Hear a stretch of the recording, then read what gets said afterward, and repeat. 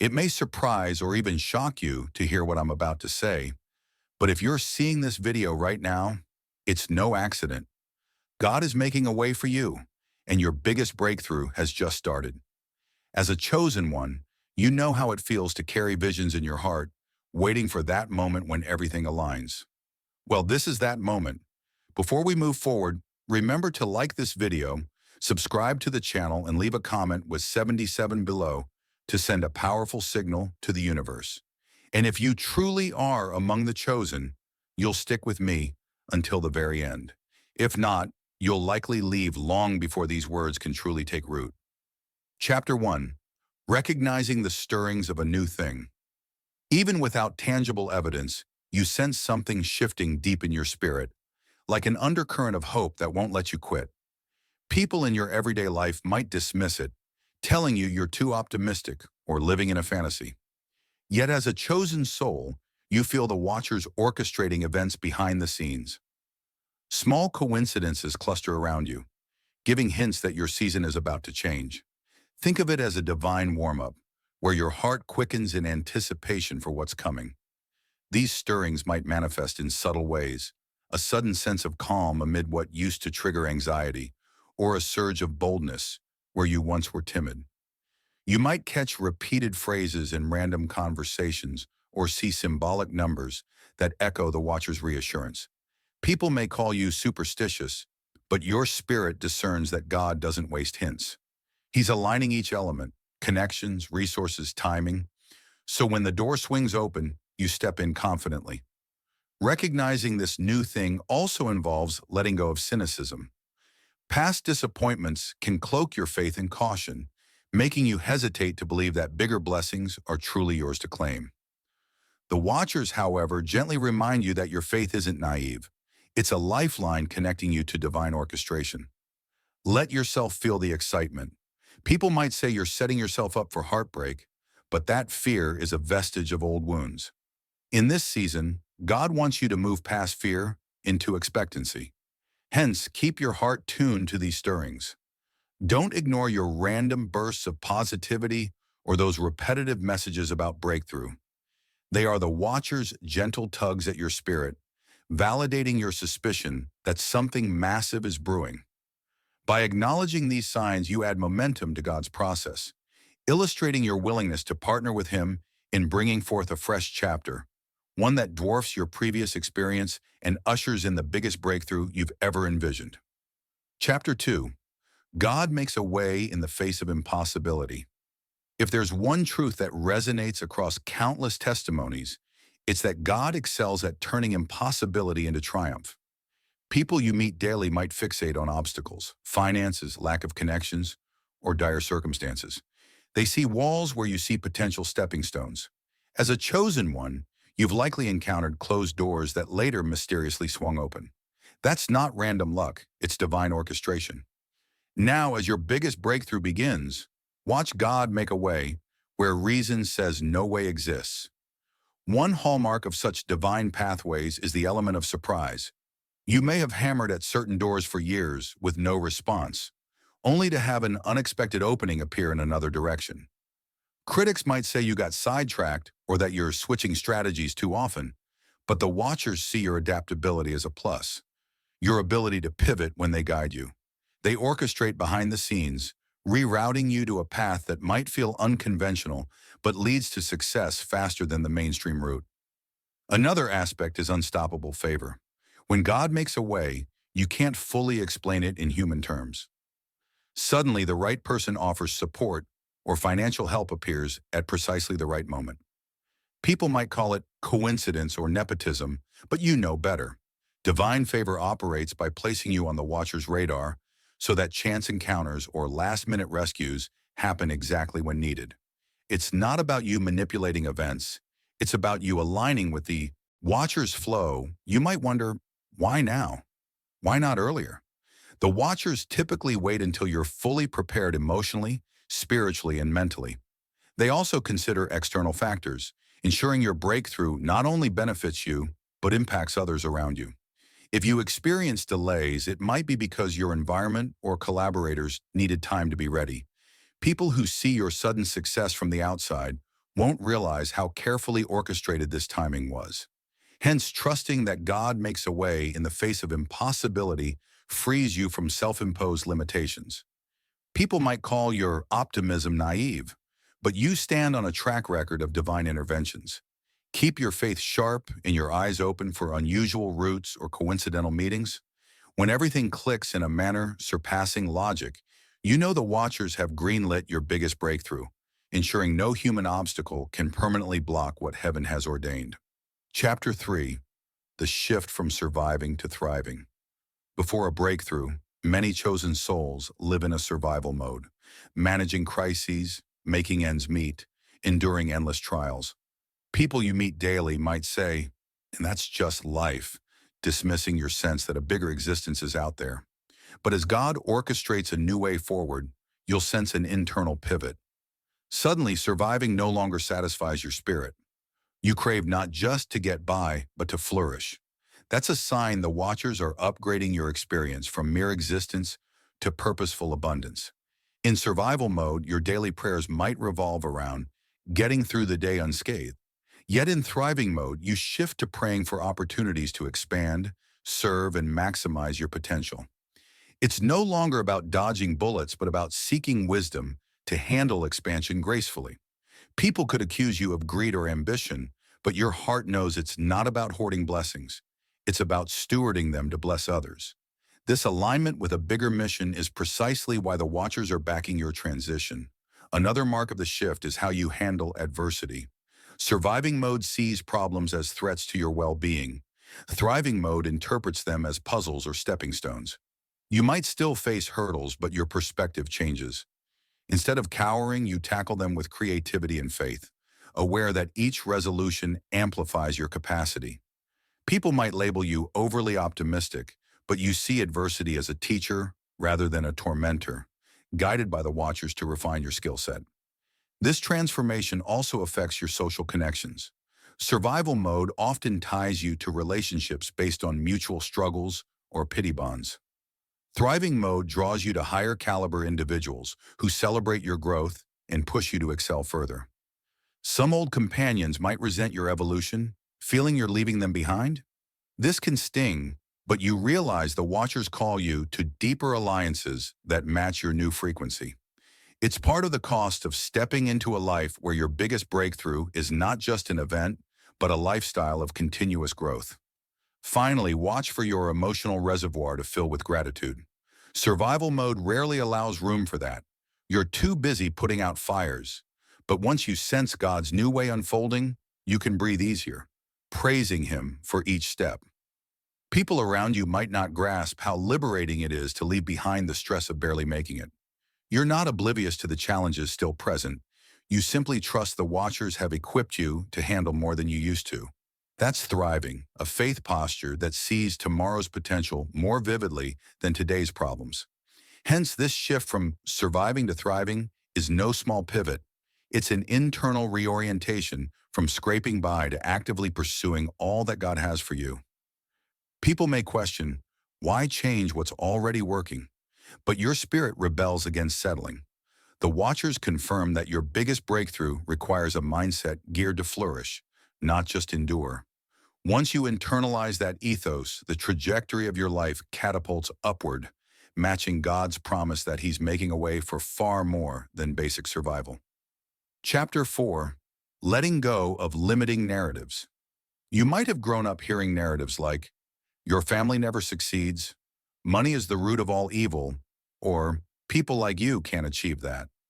Over time, these statements can embed in your psyche, functioning as silent scripts that capture ambitions. People you meet daily might treat these as universal truths, but as your biggest breakthrough begins, God requires you to sever those limiting beliefs. They can't coexist with the expansion the watchers are unleashing. Why are these narratives so damaging? Because they form an invisible ceiling. You might strive for success or healing, but a sneaky voice inside whispers, "This isn't for you." It's not that you lack skill or calling, it's that a mental chain yanks you back whenever you approach new territory. Observers might wonder why you sabotage yourself or second-guess every blessing, but you understand it's these old narratives speaking. The watchers see the potential in you, while these scripts keep your confidence tethered to a false baseline. Another sneaky aspect is how these narratives can shape your identity. If you think, I'm always the underdog, you unconsciously pick roles or tasks that confirm that identity. Then you bemoan your fate as if it's external destiny, unaware you're self-fulfilling the watcher's warnings about negativity. Letting go means consciously refusing to affirm those limiting statements. It might feel uncomfortable, like betraying the culture or family that ingrained them, but God's making a way for bigger exploits, and there's no room for beliefs that strangle your evolution. One method of release is reprogramming your daily language. If you catch yourself uttering phrases like, I'm not good with money, or relationships never work out for me, immediately correct it. Replace it with a faith-infused affirmation. I'm learning financial stewardship, or I'm attracting healthy, supportive relationships. People might poke fun at your positive thought, but you know words carry spiritual power. By flipping the script, you starve those old narratives of oxygen, gradually dissolving their hold. Additionally, you can filter what voices you permit in your orbit. If certain acquaintances habitually reinforce the manloom or generational curses, limit your interaction or shift conversations to solution-focused topics. The watchers might orchestrate new connections with optimistic mentors or peers who speak life into your dreams. People might interpret your social shift as arrogance, but you recognize it's about preserving an environment conducive to your new chapter, not about discarding people and arrogance. Hence, shedding limiting narratives is about reconstructing your mental framework so it aligns with God's promises rather than cultural or familial negativity.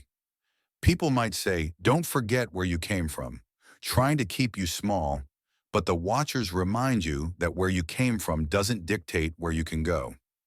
By rewriting your internal scripts, discarding any that cap your destiny, you free your mind to conceive the unprecedented, and in that spacious mental terrain, your biggest breakthrough can fully manifest, unencumbered by the ghosts of voices that once confined you. Chapter 5. Watching for confirmations and divine sits. As God crafts a new path for you, confirmations often spring up everywhere, validating that you're moving in the right direction. People you meet daily might dismiss these signals as coincidences, but you, as a chosen soul, recognize the watcher's signature. They enjoy weaving small wonders into your routine, a chance conversation, a repeating number sequence, or a dream that echoes an earlier nudge. By paying attention, you amplify your readiness for the biggest breakthrough that's now unfolding. Confirmations can appear in unexpected places. You might scroll social media and stumble on a post that addresses your exact dilemma, or you overhear strangers talking about an issue you've been wrestling with internally, offering a perspective you hadn't considered. People might label it random eavesdropping, but the watchers frequently use mundane platforms to speak to you. Each coincidence is a gentle push. Keep going. You're on track. Divine setups go beyond mere coincidences. Imagine getting an invite to an event you nearly declined, only to meet someone pivotal for your next step, or discovering a resource you prayed for months ago is now readily available, almost handed to you on a silver platter. This is how the watchers orchestrate synergy between your preparation and external conditions. People might chalk it up to your networking skills, but you see the watcher's invisible hand connecting dots you alone couldn't have matched. Yet remain discerning. Not every door or person that shows up is from the watchers. Sometimes distractions masquerade as opportunities, leading you away from your true path. People might be well-meaning, but out of sync with your destiny. This is where your sharpened intuition, fostered by prayer, reflection, and a clean spirit, guides you. If something feels off, even if it looks good on paper, the watchers might be cautioning you to say no. Trust that gut reaction. It's your spiritual antenna. Another layer is feedback from allies who share your spiritual wavelength. They might say, this feels right, or I sense caution, because they too see the watcher's patterns. Their input can confirm or challenge your perceptions. People might roll their eyes at a group's spiritual input, but synergy among chosen souls yields profound clarity. You're never obligated to accept every counsel blindly, but weigh it against your own discernment. Often a strong consensus arises, providing the reassurance you need to act boldly. Ultimately, watching for confirmations in divine setups becomes a lifestyle, not a one-time phenomenon. As God's new path unfolds, each day can deliver hints that you're aligned or that a slight course correction is needed. People might find you superstitious for collecting signs, but the watchers see your vigilance as collaboration. By staying attentive, you effectively partner with them, co-offering a journey that weaves practicality with spiritual wonder. And each confirmation you heed further cements your faith that yes, your biggest breakthrough isn't just a dream, but a blossoming reality right before your eyes. Chapter 6. Handling Growing Visibility and Responsibility. When your biggest breakthrough starts, it doesn't just alter your private world, it often elevates your public visibility or responsibility. People might suddenly look to you for guidance, or your platform could expand overnight. Some might cheer, others might steer out of envy. But as a chosen soul stepping into a new chapter, you must steward this spotlight or added influence with grace. Neglecting the watcher's ethics here could undermine the very miracle you've stepped into. First, manage the pressure that accompanies recognition. If you start seeing success or leadership roles, many will project expectations onto you. People might say, "We always knew you had it in you," or demand you must fix everything now. This can generate stress. The watchers remind you that your role isn't to carry every burden solo. Delegate tasks, trust reliable teammates for support, and consult wise counsel. Operating as a lone hero invites burnout and overshadowing of the watcher's presence. Second, remain anchored in humility. Sudden breakthroughs can inflate egos if you credit them solely to personal prowess. People may shower compliments or treat you like a star, but the watchers see your success as a collaborative effort, your diligence plus divine orchestration. Boasting about how you single-handedly overcame adversity can sever your connection to further guidance. Maintaining humility ensures you're open to further instruction. God doesn't mind you celebrating victories. He just wants you to remember who really paved the road to your new season. Moreover, use your expanded stage to uplift others. If you're placed in a prominent position, be it at work, online, or in the community, advocate for those still struggling in old mindsets or circumstances. Let your story illustrate that breakthroughs are possible, not reserved for a privileged few. People might claim you're obligated to share your entire journey, but often it doesn't require oversharing. Share wisdom selectively, mindful of the watcher's signals about what resonates with your audience. Another balancing act is warding off opportunists. With new influence and resources, you attract people who see you as a ladder to their ambitions. Some might feign friendship but exploit your generosity or connections. People might warn you to stay humble and open to everyone, but the watchers urge discernment. Not every handshake is genuine fellowship. Keep boundaries, test motives gently, and trust your spirit. If something feels off, this isn't about paranoia. It's about safeguarding the momentum God ignited in your favor. Lastly, sustain growth by continuing spiritual disciplines. The watcher's blessings can come swiftly, but they also watch how you handle prolonged success. If your prayer life or meditative practice slips, you risk losing the clarity that carried you this far. People might assume you've graduated from spiritual basics, but chosen ones know you never graduate from communion with God. You deepen it. Regular check-ins with the watchers keep you aligned, ensuring each new level of visibility doesn't overshadow your core mission. Hence, handling the demands of growing visibility and responsibility is an extension of your chosen status, far from stifling your creativity or personal freedom. These guidelines protect your authenticity and keep you rising. People may call them constraints, but you sense they're guardrails that preserve your integrity and fruitfulness. A bigger stage can amplify your impact or your mistakes, so let the watchers guide you every step, modeling how true leadership and a new chapter are done with both boldness and humility. Chapter 7. Living in Daily Gratitude for Your New Beginning. Now that your biggest breakthrough has begun, and the watcher's orchestrations are visibly unfolding, one final key cements your journey: daily gratitude. People you meet daily might take success for granted or consider gratitude an afterthought, but for a chosen soul, consistent thanksgiving isn't optional. It's the force that stabilizes your ascent, reminding you that each blessing you enjoy was either purely divine or solely self-made. Make gratitude an ingrained ritual, not just an occasional gesture. Each morning, thank God for small mercies. Health, a roof over your head, allies in your corner. People could call it trivial, but these small moments prime your spirit to recognize bigger gifts. As your breakthroughs mount, you might overlook basic provisions if you're fixated on the next milestone. Gratitude refocuses you on how far you've come, warding off entitlement and complacency. Also, express gratitude publicly.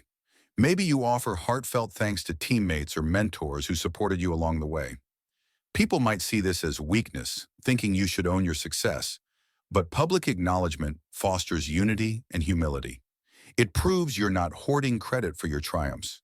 The watchers often bless a chosen one who openly shares the spotlight, reflecting the principle that we rise in community, not alone. Another dimension is praising God for what hasn't fully materialized. If you're still battling partial obstacles while tasting partial victories, faith-based gratitude accelerates resolution. People might claim it's irrational to celebrate unfinished business, but watchers read your forward-looking praise as a green light to finalize the results in essence. You act as though the outcome is guaranteed, demonstrating unwavering trust in the watcher's continuity. Be mindful, too, that gratitude is tested in adversity. Even post-breakthrough, hiccups arise. Unexpected costs, friction with new collaborators, or personal setbacks. The watchers watch how quickly you pivot from frustration back to appreciation. By focusing on solutions and the overarching blessings, you keep negativity from festering. People might wonder why you remain so centered, but you know your baseline is gratitude, immune to fleeting troubles. Lastly, gratitude keeps your heart soft, enabling further spiritual downloads.